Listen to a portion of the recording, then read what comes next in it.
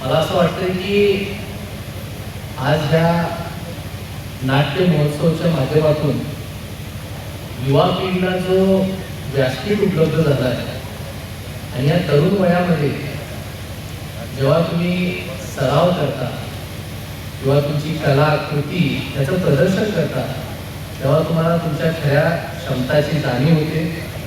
मी सर्वप्रथम youth forum आणि सन्माननीय नितीश राणे साहेबांचं असं एक व्यासपीठ या युवा पिढीला उपलब्ध करून दिल्याबद्दल मी त्यांचे मनापासून अभिनंदन करतो, त्यांचे आभार मानतो. आम्ही खरं तर आज युवा शक्ती जागर यात्रेनिमित्त संपूर्ण महाराष्ट्राच्या दौऱ्यावरती आहे.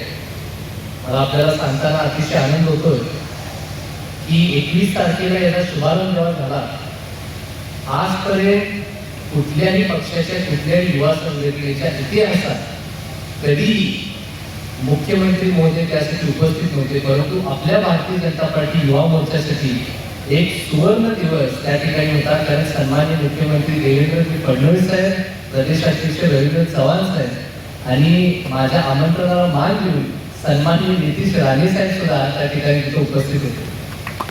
खूप चांगलं मार्गदर्शन, खूप प्रेरणादायी एक व्यक्तिमत्व हे संपूर्ण आमचे वरिष्ठ नेते मंडळी आहेत.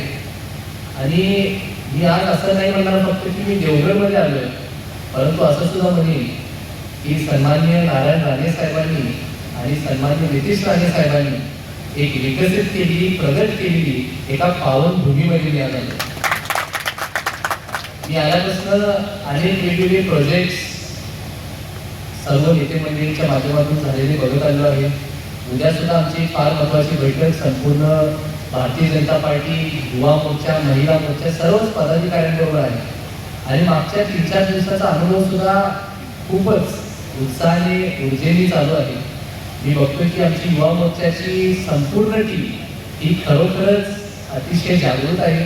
या संपूर्ण टीम बरोबर काम करायला मला वाटते मला सुद्धा एक खूप चांगला अनुभव येणार आहे. कारण आज ह्या पक्षावर मध्ये ह्या पदावरती कार्यरत असताना सुद्धा हे खरं तर माझं पहिलं पद आहे. आणि पहिलंच पद आणि एवढा मोठा सन्मान मुख्यमंत्री साहेबांनी, प्रदेशाध्यक्ष साहेबांनी मला दिल्याबद्दल मी त्यांचे मनापासून आभार व्यक्त करतो. मला खात्री आहे की युवा शक्ती जागर यात्रेच्या माध्यमातून आम्ही युवा शक्ती किंवा युवाचं संघटन हे चांगल्या पद्धतीने जोडू शकू. संपूर्ण महाराष्ट्रामध्ये जे राज्य शासनाच्या, केंद्र शासनाच्या योजना असतील त्या तळागाळापर्यंत ग्राउंड लेवलवरती उतरून लोकांपर्यंत पोहोचू शकू. खरं तर नितीशदा तुम्ही ते यायच्या आधी आमचा एक अर्धा पाऊण तासाचा माझा इंटरव्ह्यूज घेतला. त्यामध्ये आमच्या संपूर्ण माझ्या क्रीडा क्षेत्रातला माझा अनुभव, माझ्या कॉन्टेंट क्रिएशनमधला अनुभव, मी आज जे सामाजिक उपक्रम राबवतो आणि आज तर राष्ट्रीय जीवनाची कार्यरत आहे, या सर्वच गोष्टींबद्दल मला या सर्वच लोकांबरोबर चर्चा करायला मिळाली. आणि आज आता जास्त वेळ घेता उशीर सुद्धा फार झाला आहे.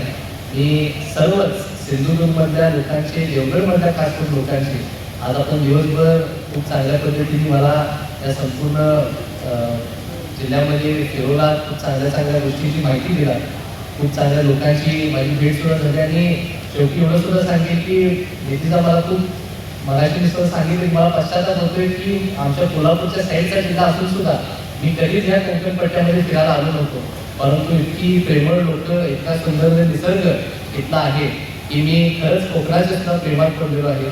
इथून पुढच्या काळामध्ये मला वाटतं मी विशेष लक्ष देऊन आपल्यासाठी युवा संघटन बांधण्याचं काम करेन.